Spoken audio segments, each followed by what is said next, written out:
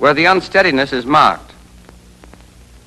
Your sights move a little, side to side, up and down. Finally, they come to bear exactly on the bull's eye. So, at that instant, you jerk the trigger.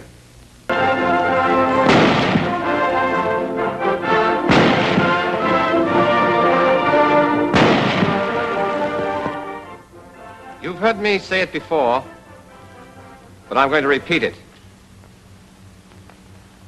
American riflemen are the best riflemen in the world because the training they get is the best in the world. You've begun that training with the sighting and aiming exercises, and you're ready now to go on to the next step.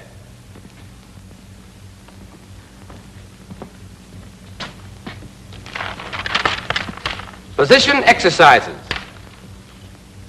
There are 4 firing positions: prone, sitting, kneeling, and the standing or offhand position. You know, any old-timer can walk down the firing line and come pretty close to picking out the men who'll do the best shooting. There's nothing mysterious about it. He simply spots the men who've taken the best positions. Good positions mean good scores. Poor positions mean poor scores. It's as easy as that. But here's the thing to remember. We're not teaching you these positions so that you can riddle off a string of bullseyes on the target range. We're teaching you to kill your enemy before he can kill you. If you're going to survive on the battlefield, you've got to be able to shoot fast and straight from any position. You've got to be able to drop into that position instantly, automatically, without thinking about it. And it must be correct the first time. Take a good look at these positions. They look easy. But you're not going to find these positions easy at first because they make you use muscles you never knew you had. But don't worry about that. We'll harden up those muscles. Your work in the position exercises also covers the use of the sling, holding your breath while aiming and aiming. We'll take up the sling first. Anyone here know the reason for the sling on the rifle? Carried with, sir? That's right. Any other reason? Peterson? Yes, sir. It's a big help in steadying the rifle. Check. That's the answer. Now let's see how we go about getting the effects of it. There are 2 ways to use the rifle sling. The first, like this, is called the loop sling. The other, called the hasty sling, is rarely used except in the standing position. We'll show you how to adjust it when we come to that position. The loop sling is used in all other positions. Here's how to adjust it. Place the rifle butt on the right thigh and cradle it in the curve of your right arm so that you've got both hands free to adjust the sling. Unfasten the lower hook and refasten it near the butt swivel. This loosens the lower loop. Unfasten the upper hook and refasten it so that the upper loop hangs down to about the pistol grip. But it may need further adjustment. The correct place for the upper hook depends on the man. You'll get your fit by trying it out.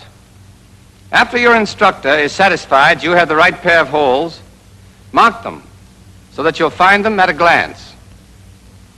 Twist the sling 1/2 turn to the left and insert the left hand through the upper loop from right to left. Slide the loop well up your left arm. Leave the loose end free and use both hands to work the upper hook and the first keeper down close against your arm. Then pull down the second keeper against the upper hook. This locks the upper loop in place against your arm and keeps it from slipping.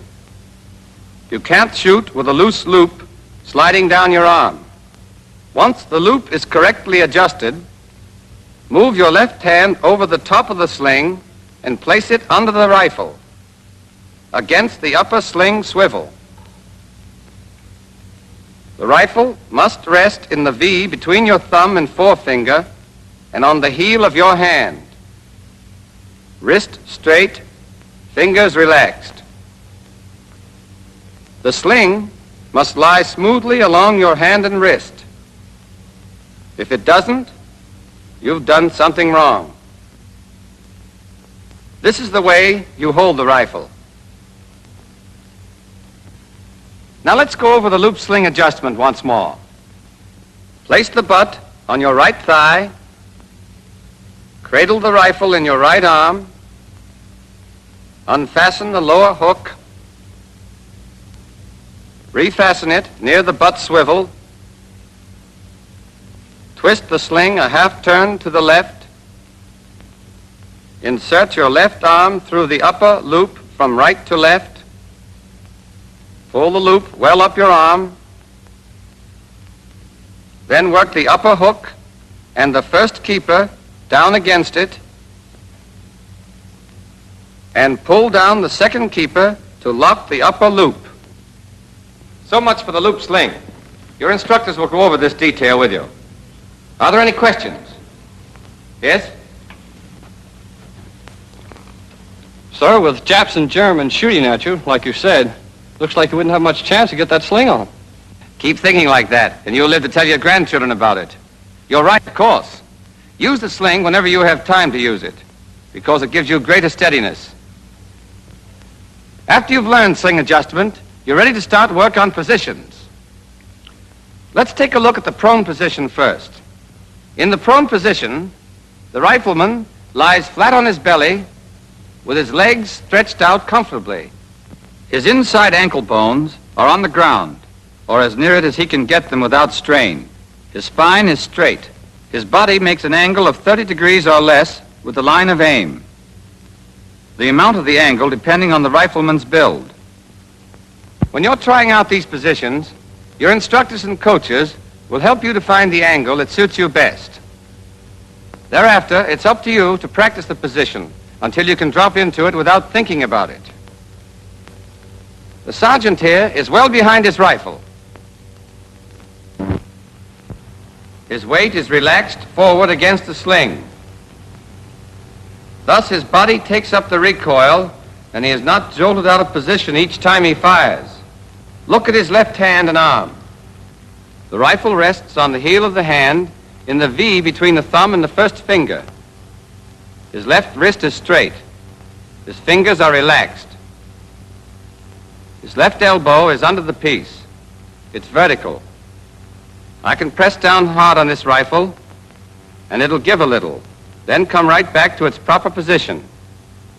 But when the elbow is not under the piece, the least pressure will make the rifle sag way off to the side, because muscle instead of bone supports it. A muscle gets tired, a bone doesn't. So remember, elbow under the piece. Now look at his right arm and hand. His right elbow is a little forward of his right shoulder. His right upper arm makes an angle of about 45 degrees with the ground. His shoulders are about level. The rifle fits into the hollow of his right shoulder. That's important. Raise your left hand and feel that hollow in your shoulder. Curl your shoulder forward, and the hollow is still more pronounced. Now look at Sergeant Higgins. See how snugly his rifle fits into that hollow? I don't want to see anybody in this company trying to shoot with a rifle on the point of the shoulder here. All that will get you is a sore shoulder. And that means flinching. And flinching means poor shooting. Grasp the small of the rifle stock firmly with your right hand. And get this. Put your thumb across the stock or on top of the stock, never alongside the stock. With your thumb in the right position, you've got a firm purchase for your trigger squeeze and a good support for your cheek. The finger goes inside the trigger guard against the trigger, and the finger is clear of the stock. You can use any part of your finger from the tip to the second joint to squeeze the trigger. What seems natural and comfortable to you will probably give you the steadiest squeeze, and for that reason is the best. Press your cheek firmly against the stock and on your thumb. Let your neck muscles relax and hold your head so that you're looking not out of the corners of your eyes, but straight ahead with your eyes level. That's the correct prone position. It varies a little with each man depending upon his build, but there isn't much difference. You'll soon discover the exact position that suits you. From there on, it's a matter of practice. You will have targets to aim at in all of your exercises. Every time you get into position, align your sights on a target. A good soldier does this instinctively. He never even thinks about it. Here's something else. When you take any of the correct firing positions, you will find that the rifle aims naturally and without effort at some one point. If this point is not on the center of the target, move your whole body till the line of aim is the natural line. There's a good way to tell if your body is lined up correctly. After you're in position, close your eye and relax. Then when you open it, if you're on the center of the target, you're okay.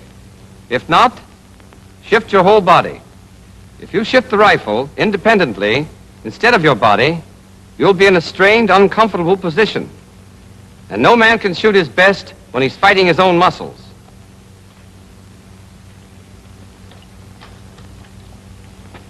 These men are demonstrating some of the things not to do, but they are common errors. Let's take a look at this first man.